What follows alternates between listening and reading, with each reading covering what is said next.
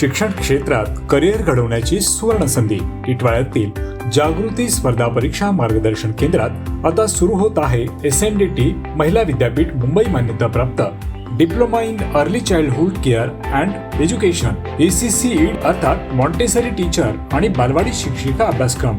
1 वर्षाचा रोजगारभिमुख अभ्यासक्रम मराठी, हिंदी आणि इंग्रजी माध्यमात उपलब्ध. किमान 12वी उत्तीर्ण विद्यार्थ्यांसाठी प्रवेश सुरू असून शनिवार रविवार बॅचची सुविधाही उपलब्ध आहे.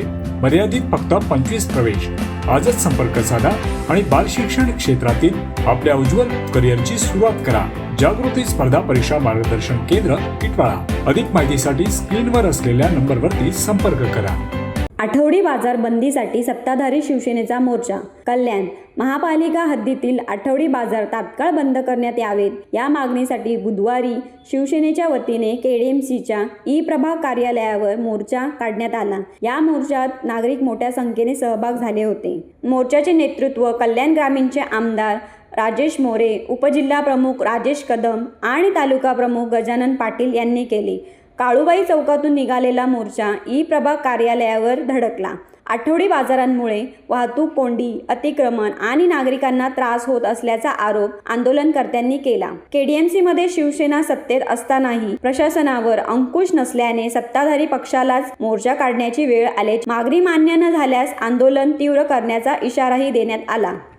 आज आमचे कल्याण ग्रामीणचे तालुका प्रमुख सन्माननीय गजानन शेठ पाटील यांच्या माध्यमातून लोढा हैवान येथे बसलेले फेरीवाले, अनधिकृत हातगाड्या, अनधिकृत टपऱ्यावाल्या आणि आठवडी बाजार यांचा उच्छान जो मांडलेला त्याच्या विरोधात आणि प्रशासनाच्या विरोधात, की प्रशासनाला वारंवार गजानन पाटील साहेब असतील, प्रमिला पाटील ताई असतील, शैलजाताई भोईर असतील, सर्व नगरसेवक पदाधिकारी असतील, वारंवार प्रशासनाला पत्रव्यवहार करूनसुद्धा या आठवडी बाजार, फेरीवाले, अतिक्रमणवाले यांच्या कुठल्याही प्रकारची कारवाई होत नाही. मग त्यामुळे आज या प्रभागात मोठ्या प्रमाणात या इथल्या नागरिकांनी आणि पदाधिकाऱ्यांनी आंदोलन केलं.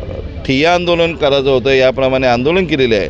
आणि त्याचप्रमाणे आज इथले प्रभाग क्षेत्र अधिकाऱ्यांनी आम्हाला आश्वासित केलेलं आहे की आजपासूनच फेरीवाले असतील, आठवडा बाजार असतील यांच्या कारवाई केली जाईल. आठवडा बाजार हा कायमचा बंद केला जाईल असा आम्हाला इथे शब्द दिलेला आहे.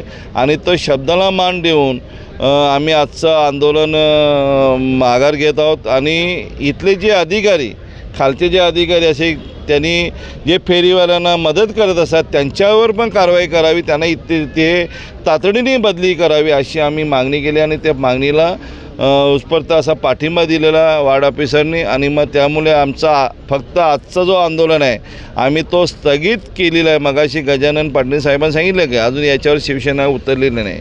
पण याच्या पुढच्या काळात जर हे फेरीवाले मुक्त झाला नाही, आठवडा बाजार मुक्त झाला नाही, तर शिवसेना पक्षाच्या वतीने मोठं जनआंदोलन या कल्याण डोंबिवली महानगरपालिकेवर केलं जाईल असा आम्ही आजच्या दिवशी त्यांना इशारा दिलेला आहे. आज आमच्या लोढा हैवानमधील ज्या नागरिकांना खरोखर ह्या हातगाडी, टपरी आणि आठवडा बाजाराचा ज्यांना त्रास होत होता तीच लोकं फक्त इथे मोर्चाला आलेली. 15 दिवसापूर्वी आमच्या सन्माननीय संसदरत्न खासदार डॉक्टर श्रीकांत शिंदे साहेबांनी महानगरपालिकेच्या आयुक्तांना कडक शब्दात सूचना दिलेल्या होत्या की जर तुम्ही हे सगळे आठवडा बाजार जे पूर्ण महानगरपालिका हद्दीत आहेत ते हे बंदच झाले पाहिजेत. आणि तरीसुद्धा ह्या महानगरपालिका प्रशासनाला त्याचा काही फरक पडला नाही. म्हणून आम्ही हा लोढा हैवानच्या फक्त नागरिकांमधून जो संताप होता तितक्याच लोकांना इथे घेऊन आलो. आजपर्यंत आम्ही कुठल्याही शिवसेनाची ताकद या मोर्चाला लावलेली नाही आहे.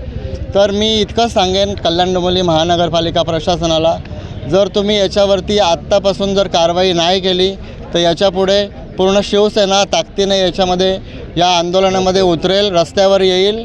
आणि आजच्या या आंदोलनासाठी आमचे लाडके आमदार साहेब इकडे उपस्थित राहिले. आमच्या नगरसेविका शैलजाताई, नगरसेविका प्रमिलाताई आणि आमचे उपजिल्हा प्रमुख राजेश कदम साहेब, तसेच आमचे ज्येष्ठ प्रकाश म्हात्रे दादा आणि प्रभाकर जाधव, लालचंद भोईर, मुकेश पाटील आणि समस्त शिवसैनिक पदाधिकारी मुख्य आणि हे जे सर्व नागरिक आमच्या लोढामध्ये उपस्थित राहिले त्यांचं मी सगळ्यांचं आभार मानतो आणि महानगरपालिका प्रशासनाला एक जाहीर सूचना देतो, इशारा देतो, जर हे नाही बंद झालं आजपासून तर लवकरात लवकर मोठा मोर्चा कल्याण डोंबिवली महानगरपालिकेच्या मुख्यालयावर काढला जाईल आणि त्याला संपूर्ण जबाबदार हे प्रशासन राहील.